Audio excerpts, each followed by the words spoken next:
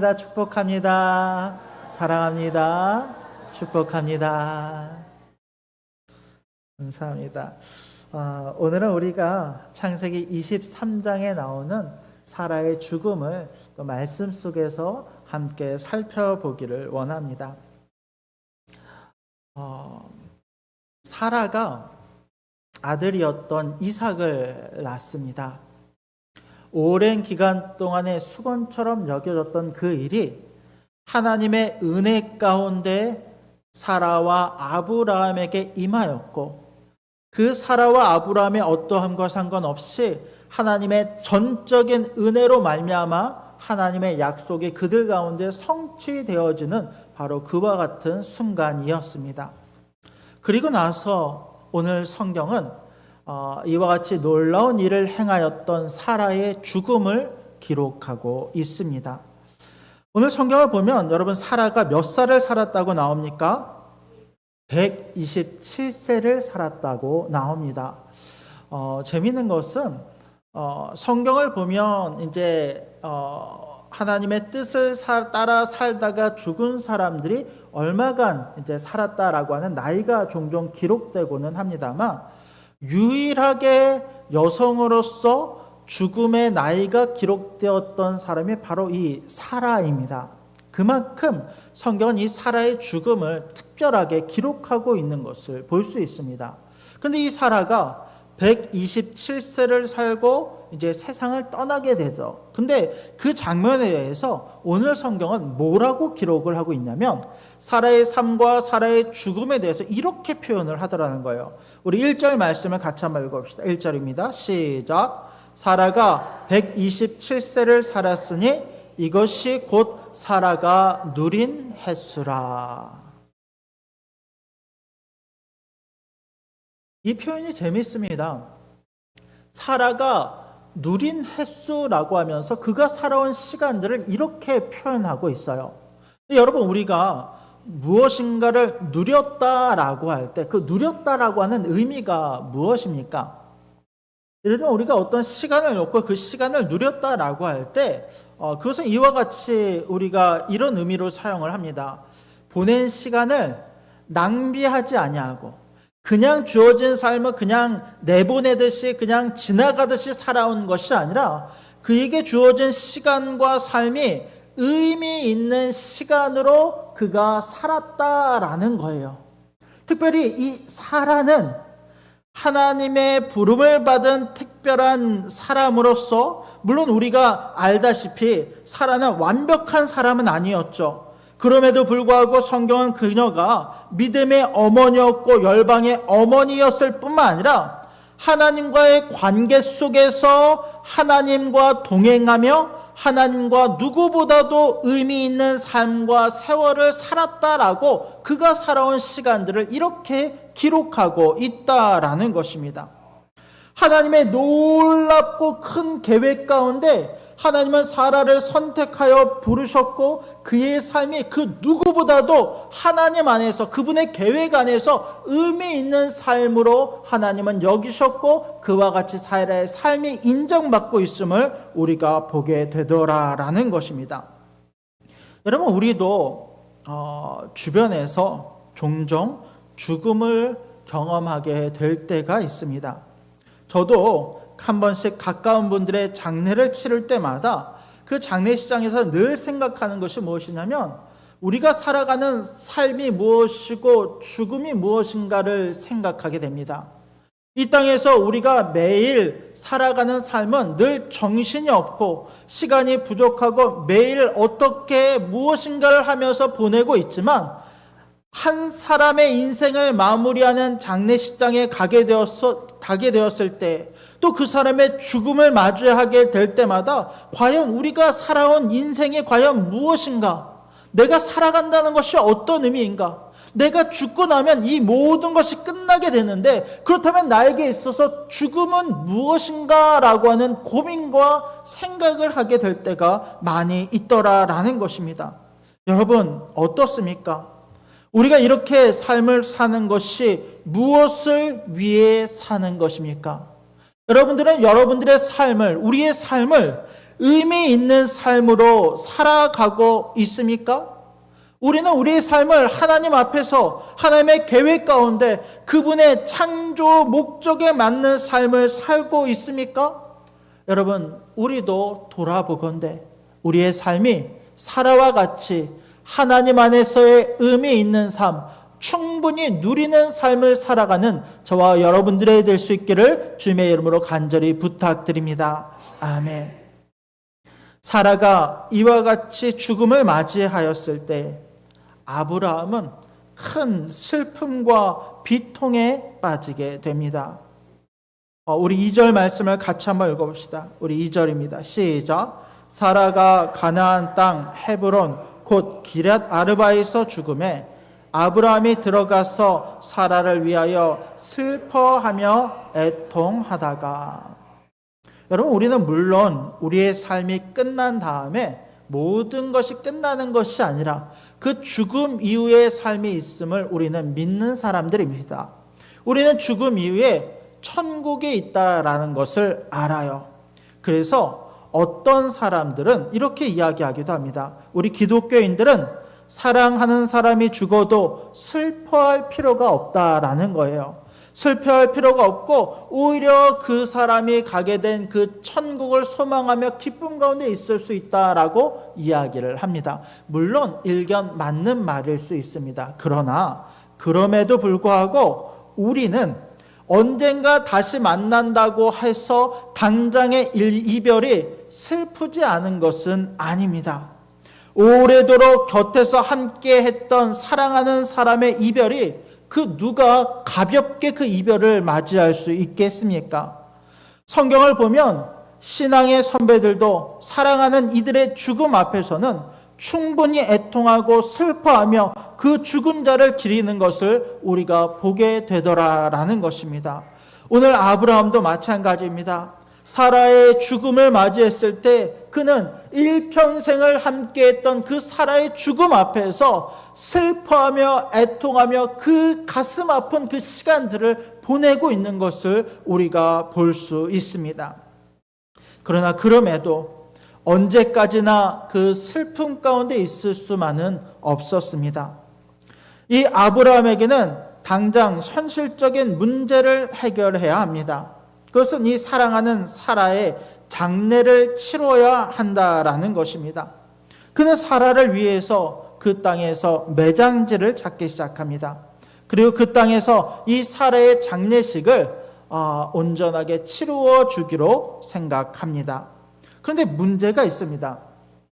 아직 아브라함이 거주하고 있는 이 땅은, 그가 거주하고 있는 이곳에는 아브라함의 공식적인 땅, 아브라함의 소유지가 전혀 없었다라는 사실입니다. 분명히 아브라함은 하나님의 약속을 받고 그가 친척 아비 본토를 떠나서 약속의 땅으로 왔어요.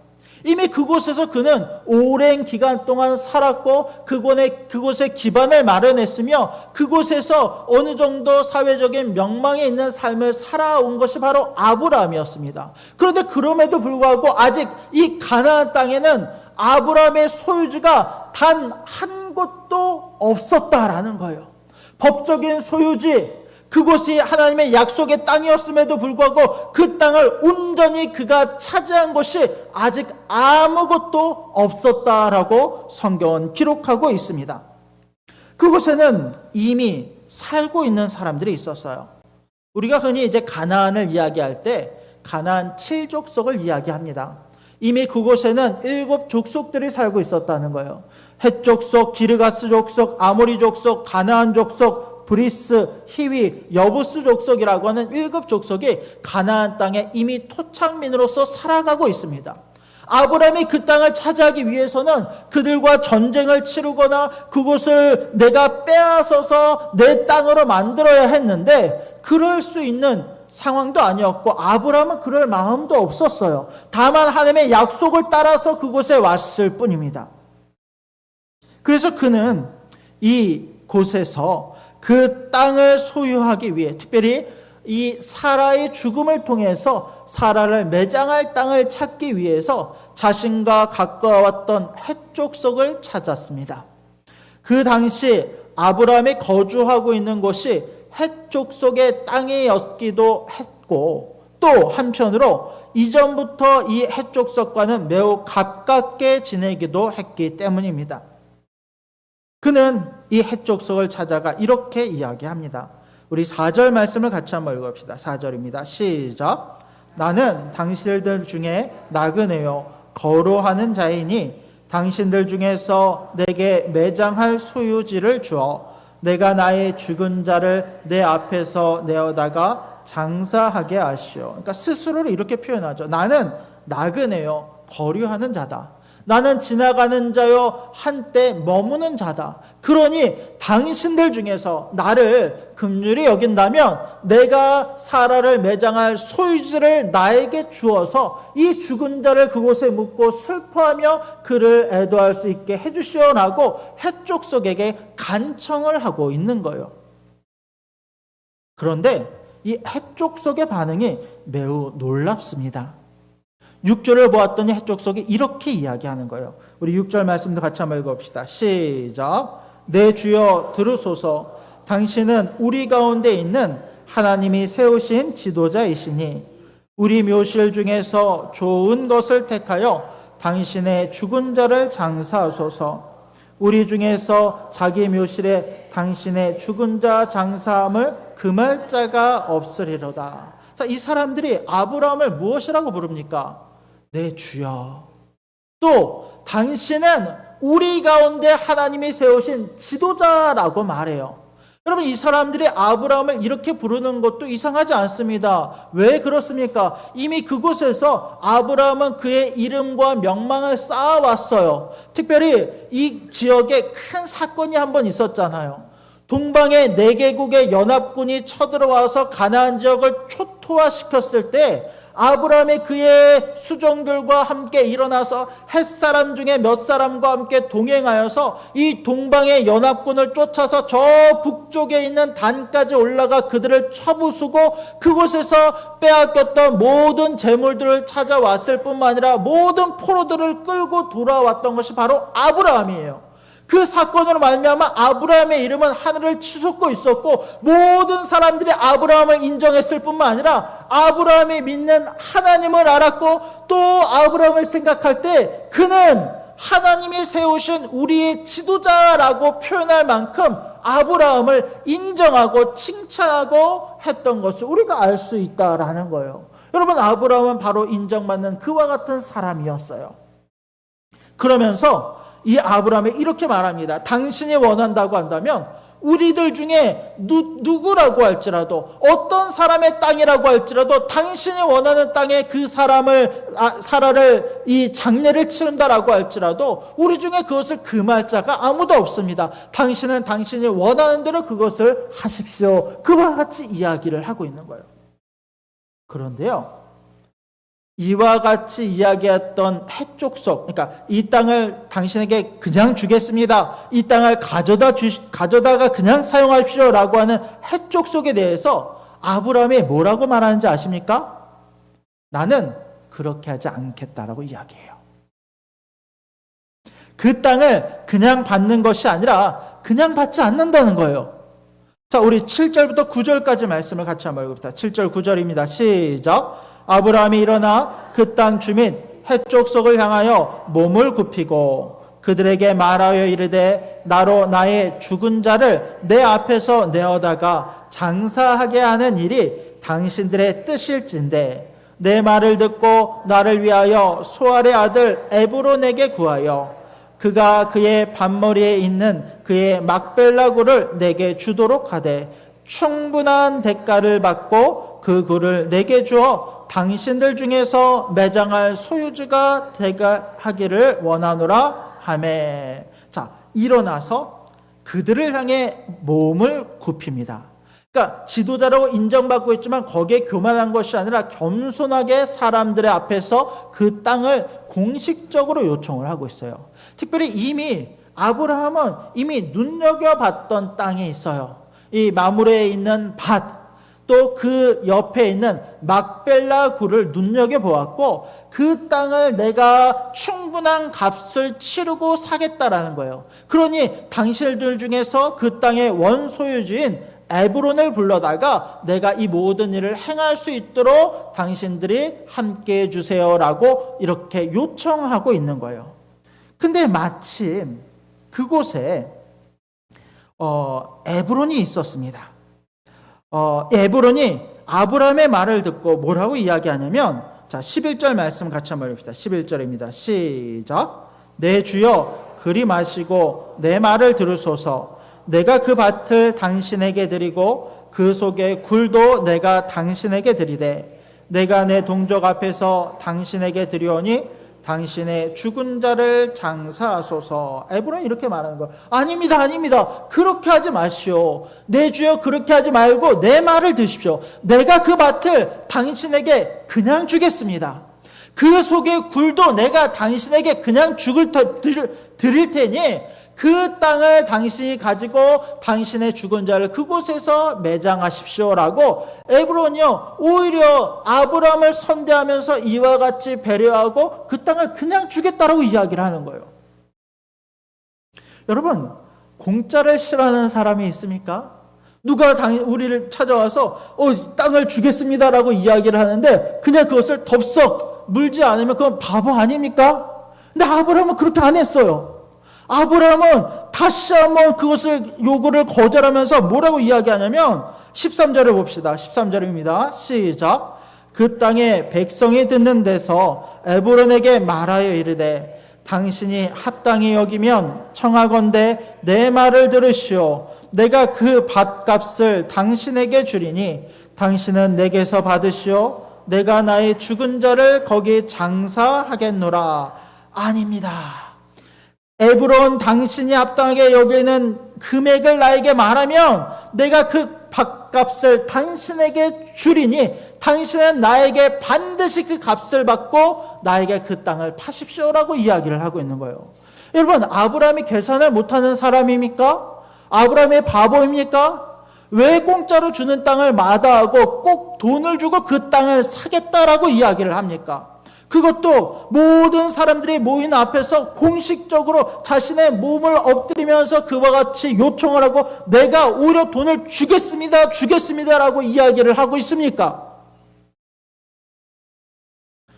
여러분, 해쪽 속의 사람들은요 지금 진심으로 이 모든 일을 임하고 있어요. 이 사람들은요 아브라함을 충분히 선대하고 있고 아브라함을 충분히 인정합니다. 그들은 충분히 호의를 베풀고 은혜를 베풀려고 합니다. 그만큼 아브라함이 평소에 그들에게 베푼 것이 많았기 때문에 그들이 그와 같은 마음을 가지고 아브라함을 선대하고 있는 거예요. 그런데 그럼에도 불구하고 아브라함은 그 땅을 꼭 돈을 주고 사려고 합니다. 공짜로 주겠다는 그 땅을 무려 400세겔이라고 하는 엄청난 돈을 주고 그 땅을 소유하고 사려고 합니다. 여러분, 에브론은 나중에 이 땅값으로 400세겔을 부릅니다. 근데 이 400세겔은요 작은 돈이 아니에요. 애초에 공짜로 주겠다라고 하기는 했지만 아브라함이 돈을 주겠다고 하니까 오히려 그 값을 부풀려서 더 큰 돈을 아브라함에게 요구하고 있습니다. 여러분, 당시 한 사람의 1년 수입은 은 5세겔에서 10세겔 정도 돼요. 근데 땅값으로 400세겔이라고 하는 것은 한 사람이 40년에서 80년을 일해야지 얻을 수 있는 어마어마하게 큰 돈입니다. 근데 그 돈을 조금도 깎거나 그것을 가지고 시비하지 아니하고 당장 그 은 400세겔을 가져다가 그에게 주고 정당한 값을 치르고 그 땅을 얻게 되더라는 거예요. 여러분, 왜 그런지 아십니까? 여러분, 그 이유는 여러 가지 문제가 그 가운데 있는데 그 중에 하나는 당시의 법적인 소유권 때문에 그렇습니다. 여러분, 당장에 공짜로 땅을 얻을 수는 있어요. 사라를 그곳에 매장하고 장례를 치를 수 있어요. 근데 그렇게 그냥 얻은 땅은요 나중에 법적인 소유권이 문제가 될 수 있습니다. 만약에 이 에브론의 자손들이 그 땅을 아브라함에게 돌려달라고 요청을 하게 되면 아브라함은 값을 치르지 않은 것이기 때문에 그 땅을 그 후손들에게 다시 돌려주어야 합니다. 아브라함은 이것을 알았어요. 그래서 이 문제를 명확하게 하고자 하는 거예요. 또 하나는 여러분, 당시에 땅을 사고 파는 것은 흔한 일이 아닙니다. 여러분, 땅은요 분명히 개인의 소유이기는 하지만 동시에 이 땅은요 한 민족의 소유이기도 합니다. 이건 이제 나중에 이스라엘의 토지법을 보면 이제 비슷한 내용들이 있는 것을 알 수 있는데요. 여러분, 그 당시에 이 해족속이 차지하고 있는 땅들이 있었어요. 근데 만약에 어떤 한 개인이 이 땅을 자신이 돈이 필요하다고 해서 다른 족속에게 그 땅을 팔아 넘기게 되면요, 그 판 이후로 그 땅은요 앞으로 다른 족속의 땅으로 편입이 되게 됩니다. 그러니까 이거는요 한 사람의 문제일 뿐만 한 족속의 문제이기도 해요. 그렇기 때문에 아브라함은요 이것을요 공적인 문제로 모든 증인들 앞에서 이것을요 공정하게 민족 안에서의 공정한 거래로 이것을 해결하고자 한다라는 것입니다.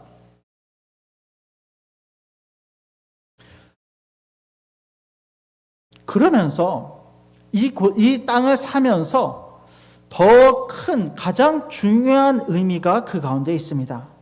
그것은 뭐냐면 여러분, 지금 아브라함은 그 땅을 공식적으로 얻어서 그의 소유로 만들려고 해요. 근데 이것은 아브라함의 개인의 소유입니까? 아니에요. 살아갈 땅이 됩니다. 다르게 이야기하면 여러분, 아브라함은 지금 하나님께서 땅과 백성과 주권이라고 하는 하나님 나라를 이 땅에 세우기 위해서 아브라함을 갈대아 우르에서 불러서 가나안 땅으로 보내셨어요. 근데 이 가나안 땅에 도착했던 아브라함은 한 평의 땅도 자기의 땅으로 소유할 수 없는 그런 상황입니다. 왜냐하면 이미 그곳 가운데 살고 있는 사람들이 있었으니까. 그런데 아브라함은요 하나님의 그 약속을 온전히 믿었어요.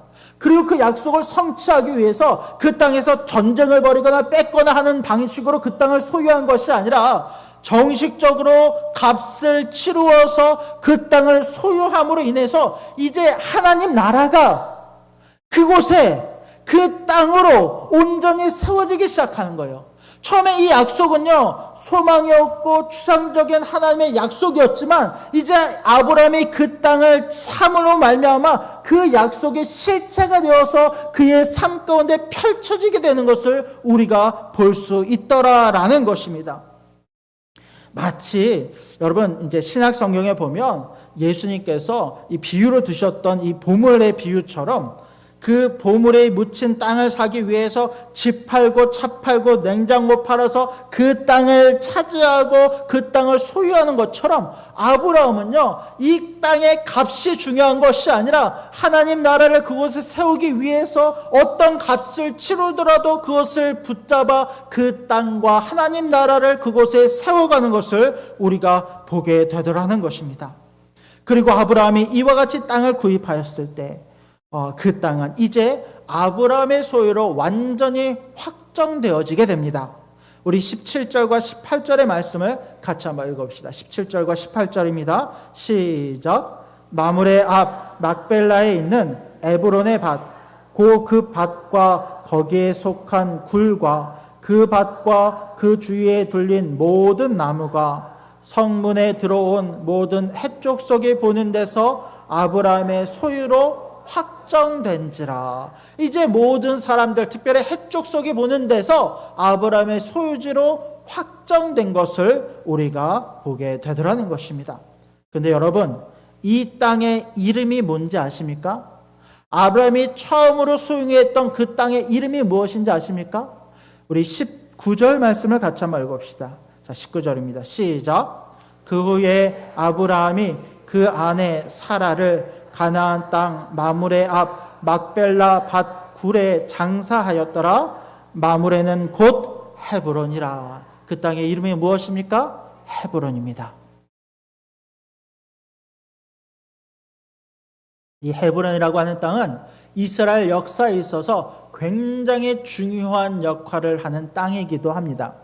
이곳에는 나중에 아브라함의 후손들, 즉 아브라함과 이삭과 야곱과 레아가 모두 그 땅에 장사되어지고 매장되어지기도 합니다. 또 다윗이요, 사울 왕이 죽은 이후에 맨 처음 남유다에서 왕으로 세워지게 되는데, 그때 이 다윗이 처음 수도로 삼았던 것이 바로 이 헤브론 땅입니다.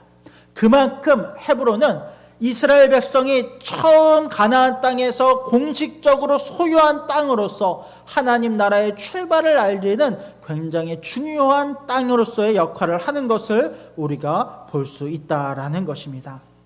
여러분, 말씀을 정리하겠습니다. 여러분, 오늘 성경은 두 가지를 우리 가운데 이야기합니다. 먼저는 사라의 죽음을 우리 가운데 보여줍니다. 모든 사람들은 반드시 죽게 됩니다. 그렇다면 우리가 한번 살아가는 이 인생을 누구보다도 무엇보다도 의미 있는 삶을 살아야 하지 않겠습니까? 성경은 우리가 하나님과 동행하는 삶이 가장 의미 있는 삶이다라고 우리 가운데 이야기합니다. 사라의 삶이 하나님과 동행하며 그의 삶이 하나님 앞에 누린 삶으로 기억되듯이 우리 역시 주와 동행하며 우리의 모든 삶이 주 안에서 누려지는 복된 삶이 될 수 있기를 주님의 이름으로 축복합니다. 동시에 이 사라의 죽음은 그 한 사람의 죽음으로 모든 것이 끝나는 것이 아니었습니다. 그녀의 죽음으로 말미암아 그 땅에 믿음의 유산, 영적인 유산이 남겨지게 되는 거예요. 한 사람의 죽음이 그냥 왔다 가는 삶으로 끝나는 것이 아니라 그 사람으로 말미암아 하나님의 놀라운 계획이 이어지게 되는데, 그 중에 하나가 그가 남겨진 영적인 유산으로 말미암아 아브라함이 그의 하나님의 나라, 그 약속의 땅을 공적으로 소유하게 된 것을 우리가 보게 됩니다. 그로 말미암아 하나님 나라가 이 땅에 새롭게 세워진 듯이, 여러분, 우리 가운데 주어진 우리 삶의 목적 가운데서 하나님 나라를 온전히 세워가는 은혜가 우리 가운데 있게 되기를 주님의 이름으로 축원합니다. 무엇보다 우리의 죽음, 언제 될지는 모르겠지만 우리가 이 세상을 하나님의 부르심을 얻고 떠나갈 때 우리 역시 이와 같은 믿음의 유산을 남기는 거예요. 영적인 유산을 남기는 거예요. 그 영적인 유산으로 말미암아 다음 세대가 또 하나님 안에 건강하게 세워질 뿐만 아니라 그들 역시 하나님 나라에 대한 소망을 품고 이 땅을 살아가는 은혜가 우리 가운데 있게 되기를 원합니다. 바라기는 하나님의 큰 계획에 동참하여 이 땅에서의 삶을 누구보다 의미 있게 살아가며 영적인 유산을 남기는 저와 여러분들이 될 수 있기를 주님의 이름으로 간절히 부탁드립니다. 아멘. 기도하겠습니다.